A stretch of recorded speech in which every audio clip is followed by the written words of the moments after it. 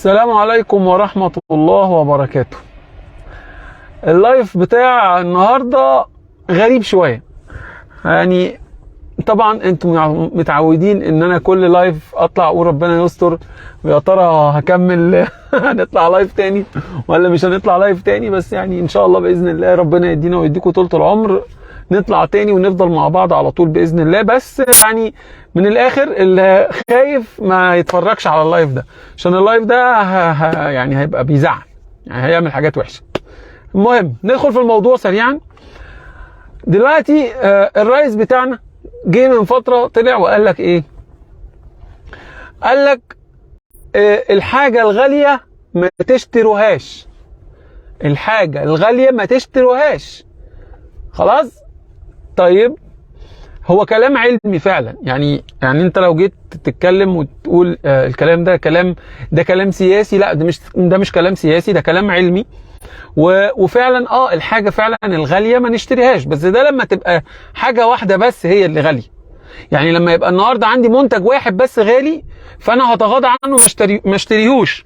طيب لو انا عندي النهاردة كل المنتجات غالية، كل المنتجات غالية، طب هنعمل ايه؟ ايه اللي ممكن نعمله؟ ما نشتريش كل حاجة، فده معناه ان احنا مش هنأكل عيالنا، ده معناه ان احنا مش هنجيب حاجة خالص. طيب انا عايزكم يعني معلش، يعني احنا لسه مع بعض في الاول اهو، في اول الفيديو هحتاج منكم بعد اذنكم لايك وشير للفيديو وتقولوا لي في الكومنتات هل كلام اللي الرئيس قاله، الرئيس بتاعنا كلنا، مش بتاعنا لوحدي ولا بتاع كنتوا لوحدكم، بتاعنا كلنا، هل لما قال الحاجة الغالية ما تشتروهاش الكلام ده كان ينفع يتقال ولا كان المفروض يتقال ايه؟ انا هقول لكم طبعا رأيي الشخصي يعني، بس يعني انا النهاردة وصلنا لمرحلة ان احنا بنجمع فلوس عشان نجيب لبن لأطفال مش لاقية تاكل. يعني الكلام واضح ولا مش واضح؟ احنا النهاردة بنجمع فلوس عشان نجيب لبن لعيال صغيرة مش لاقية تاكل.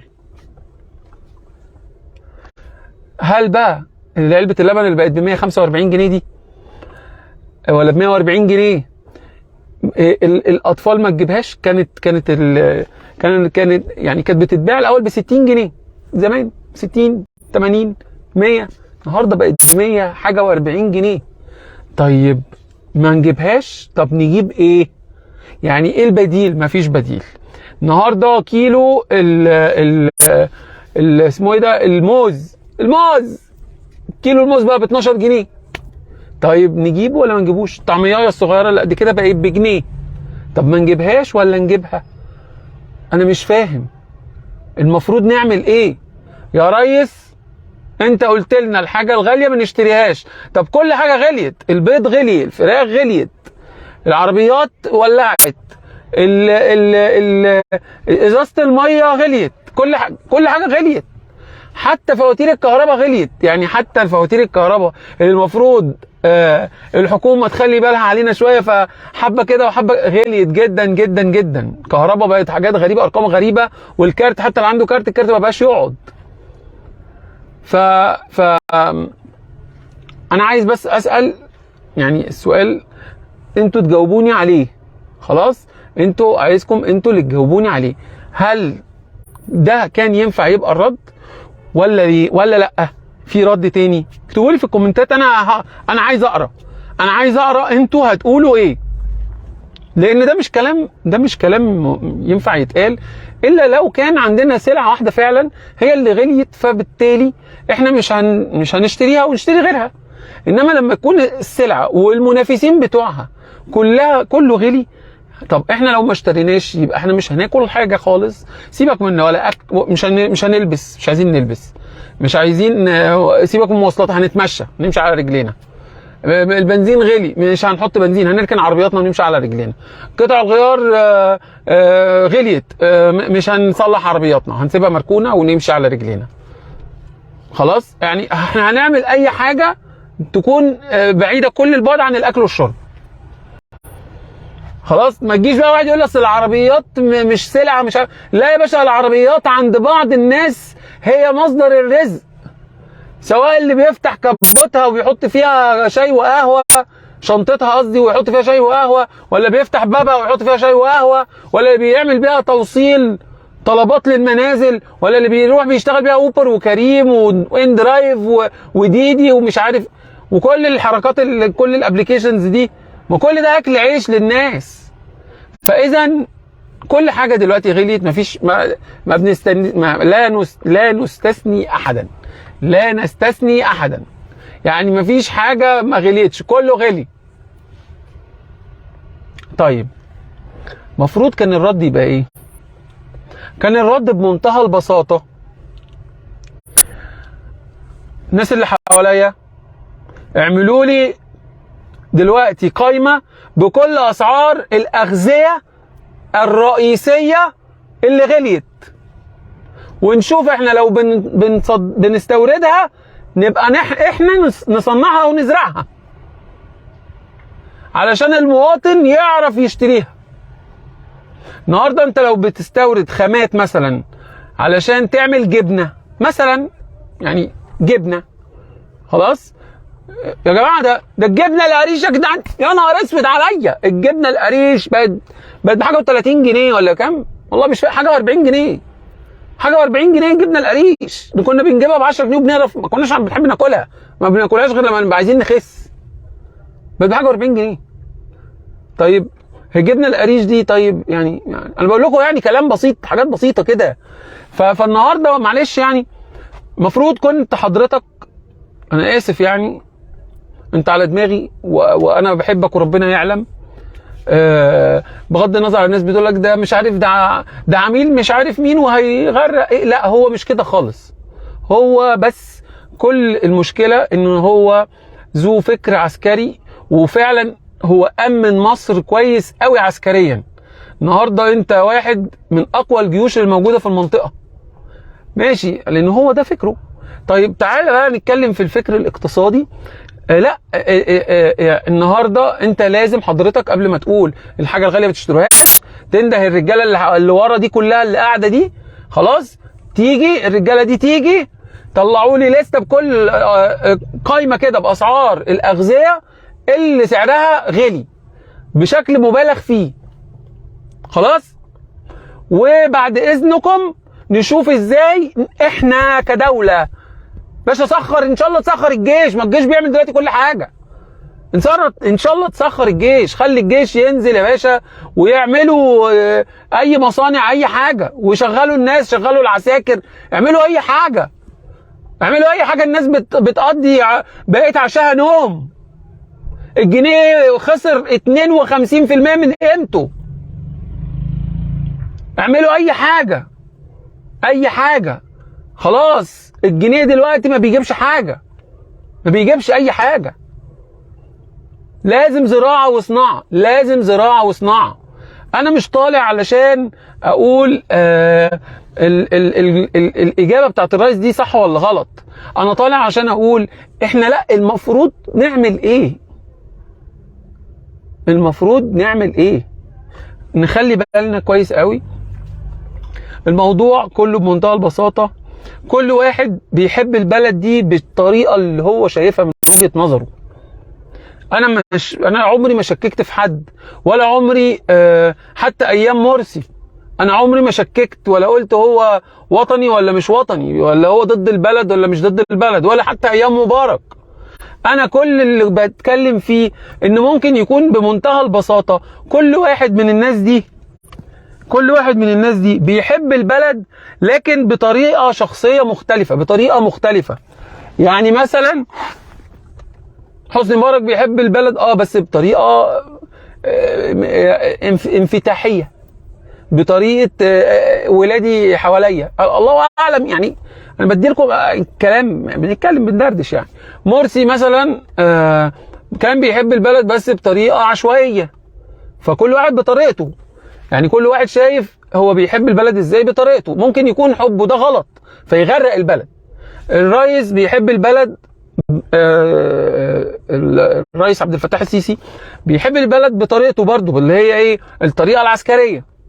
هو امن البلد كويس قوي، حدود الداخليه وكمان الحدود الخارجيه، وعمل شويه مصالحات مع الدول الخارجيه اللي حوالينا، والحمد لله في حلول كويسه قوي اتعملت علشان الصراعات بتاعت سد النهضه، وبالنسبه لتركيا واللي بيحصل معاها تم تأمين الجيش وقطع بحرية على أعلى مستوى وطيارات مش موجودة غير في مصر ودبابات مش عارف إيه. كل ده جميل، كل ده من وجهة نظره الشخصية طبعا، هو أمن البلد من الناحية دي. إنما في جنب تاني اسمه الأمن القومي، خوف الناس وقلقها من بكرة، ده أمن قومي، ده أمن قومي يخص حضرتك ويخص المخابرات العامة ويخص كل أجهزة الدولة. إن المواطن المصري مش عارف بكرة فيه إيه، لا تاجر عارف بكرة فيه إيه، ولا عيل صغير عارف بكرة فيه إيه، ولا طالب بيدرس عارف بكرة فيه إيه، ولا طالب خد شهادته وعارف بكرة فيه إيه، ولا موظف في الحكومة وعارف بكرة فيه إيه، ولا موظف في القطاع الخاص وعارف بكرة فيه إيه، ولا حتى ضابط في الجيش عارف بكرة فيه إيه.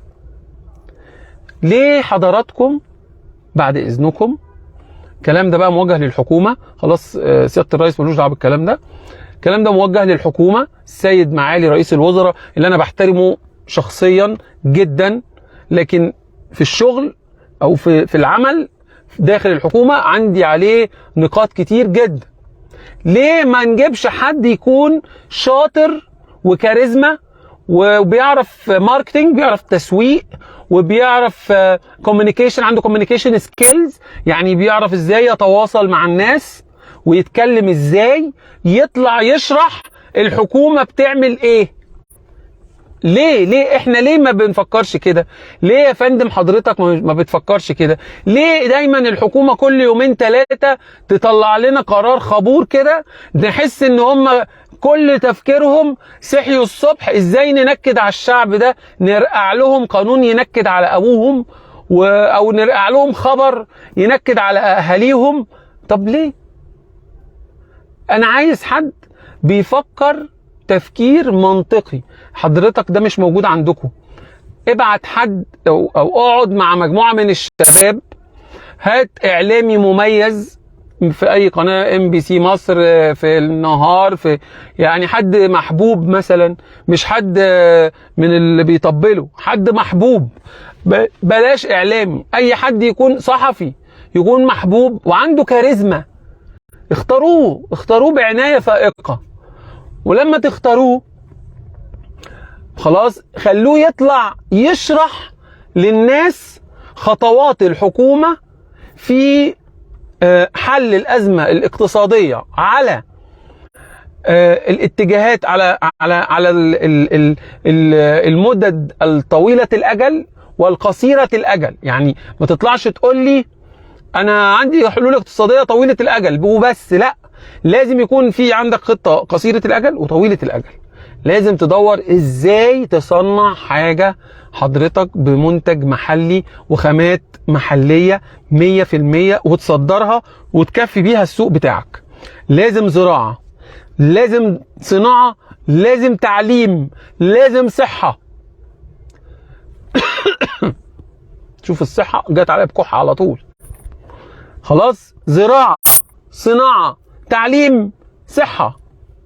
وما تجيش بعد اذن حضرتك تقول لي، عشان انا سمعت الجمله دي برضو ما فهمتهاش، حضرتك يا ريت يعني ما تجيش تقول لي يعني احنا يكون عندنا تعليم ونكون عندنا ناس بتتخانق جوه البلد مع بعضها وحروب داخليه، طب التعليم فادني بايه؟ لا، مش شرط خالص ان يكون البلد فيها تعليم وفيها صراعات داخليه.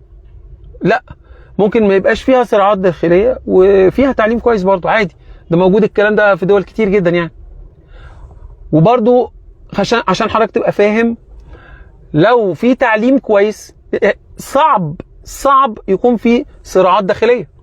ليه؟ لان انت بتعلم الناس او الشباب ازاي يتحملوا المسؤوليه، ازاي يبقى دماغه متفتحة وعنده أفكار بناءة لمستقبله ولبلده. فصعب لو علمته صح إن هو ينزل الشارع ويقف ضدك أو يقف ضد أخوه أو يتخانق مع أخوه أو يتخانق مع أي حد. صعب لأنه متعلم.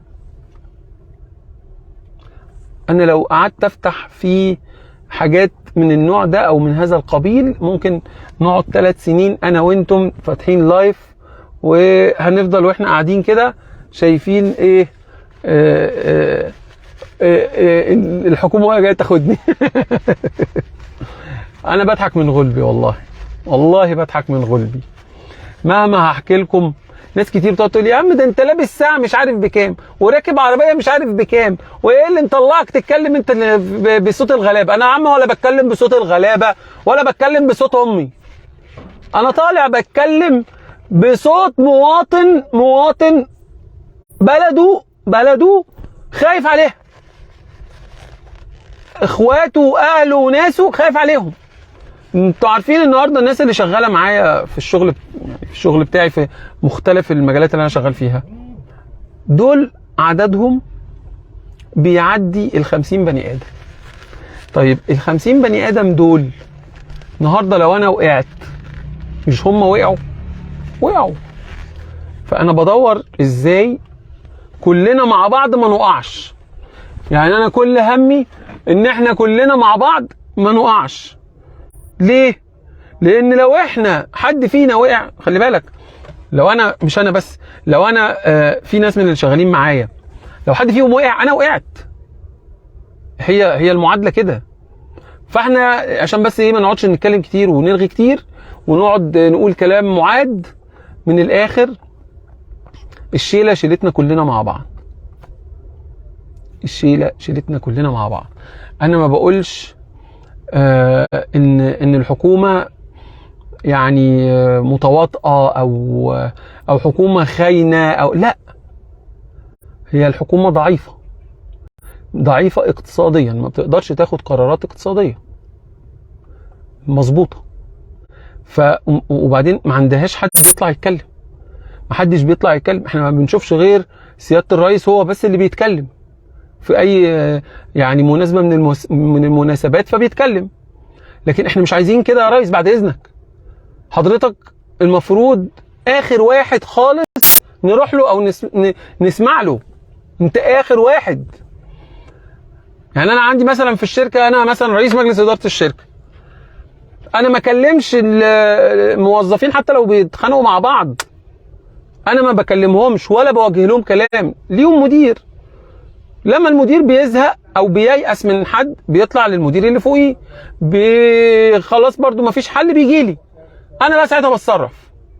فانا اخر واحد بتكلم.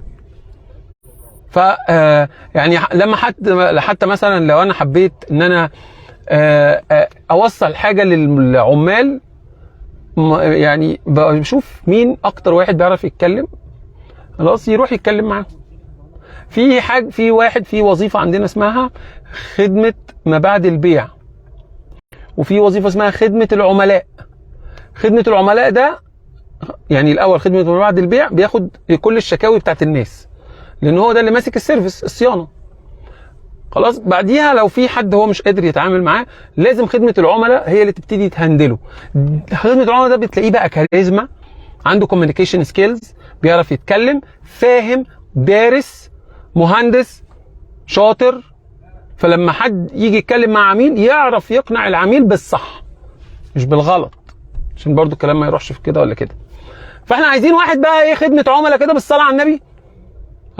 سياده معالي وزير رئيس الوزراء، بالصلاه على النبي كده محتاجين واحد يكون خدمه عملاء بس شاطر، يطلع يا باشا بعد اذنكم كل اسبوعين كده يطلع يقول الحكومه بتعمل ايه.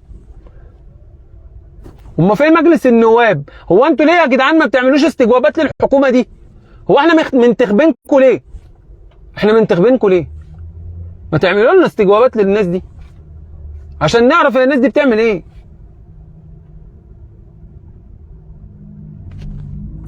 محتاجين ضروري جدا جدا حوار مجتمعي، والحوار ده بعد اذنكم يكون للناس كلها، الناس كلها تبقى شايفة وعارفة ايه اللي بيحصل، عشان ما نقعد عمالين نهري. خلاص احنا مش عايزين نهري، ما تديناش فرصة ان احنا نهري يا عم. اطلع انت يا باشا اتكلم، اطلع يا باشا شوف حد يطلع يتكلم من الحكومة، خلاص يكون كاريزما كده ويشرح لنا كده ايه اللي بيدور، هنصبر ولا مش هنصبر. ما تسيبوناش احنا بقى ليه لدول، اصل دول بيكرهوا البلد، اصل ده بيكره الرئيس بتاعك، اصل ده مش عارف عايز منا. ليه سايبيننا للناس دي؟ ما تسيبوناش للناس دي، خليكم مع يعني انتوا اللي معانا، انتوا اللي قولوا لنا، انتوا اشرحوا لنا الدنيا ماشيه ازاي، وما تسيبوناش للناس دي. موضوع بسيط مش مستاهل يعني والله.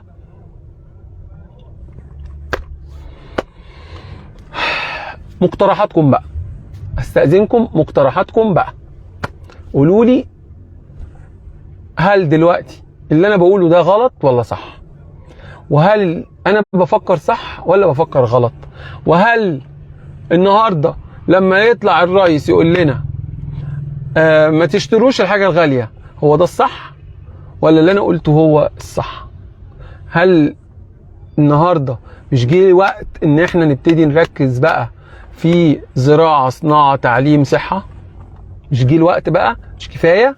طبعا طلع قرار من كام يوم بان الحكومه طلعت قرار، قالت لك كل المشاريع اللي لسه المفروض واخده موافقات عشان نعملها وما بدأناش فيها تتوقف. الحمد لله طبعا، الحمد لله طبعا، الحمد لله. خلينا نكمل ونشوف الدنيا فيها ايه. خلاص اشوفكم دايما على خير، ما تنساش اللايك والشير وكل القنوات الشرعيه على السوشيال ميديا. شريف ياسر اون تراك، كان معكم اخوكم في الله شريف ياسر، وابقوا اطمنوا عليا، ما تنسوش صلوا على النبي. سلام.